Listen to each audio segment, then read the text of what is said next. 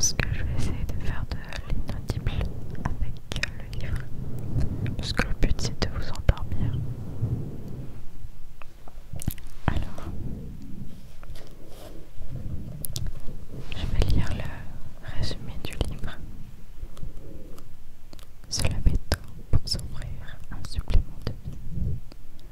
Et si la clé du bonheur et de la réussite se trouvait dans cette nouvelle résolution, c'est la découverte qui a changé la vie d'Alelrod ainsi que ses milliers de lecteurs. Démarrez votre journée par un moment rien qu'à vous et profitez de ce moment de calme pour méditer, faire du sport, lire et préparez votre journée comme une nouvelle aventure à entamer chaque matin. Et faites de votre quotidien un miracle.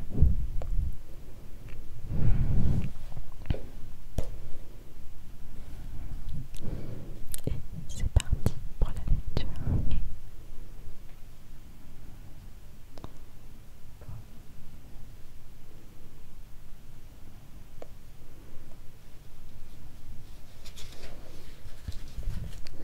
Je vais lire l'introduction. Mon histoire est pourquoi la vôtre est celle qui importe. 3 décembre 1999. La vie est belle, merveilleuse même. J'ai 20 ans, j'ai terminé ma première année d'université et consacré les 18 derniers mois à devenir l'un des meilleurs commerciaux d'une société de marketing valant 200 millions de dollars. J'ai battu des records au sein de cette entreprise et gagné plus d'argent que je n'aurais jamais imaginé pouvoir le faire à cet âge. Je suis très amoureux de ma petite amie. Ma famille est un grand soutien et j'ai les meilleurs amis dont on puisse rêver. Je suis vraiment heureux. Pardon.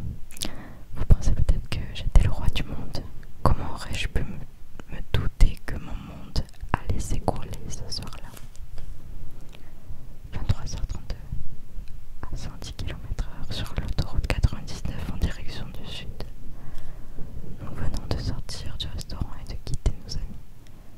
Nous ne sommes plus que tous les deux.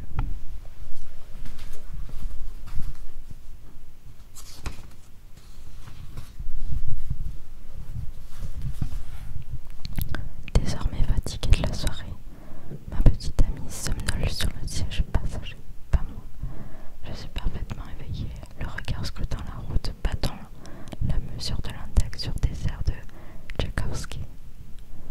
Encore euphorique avec ces événements de la soirée, dormir est bien la dernière chose qui occupe mon esprit. Filant à 110 km/h sur l'autoroute à bord de ma Ford Mustang blanche, flambant neuve.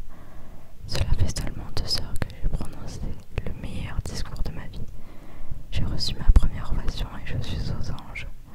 En fait, j'ai très envie de crier ma gratitude à tous ceux susceptibles de m'entendre, mais ma petite amie s'est maintenant endormie.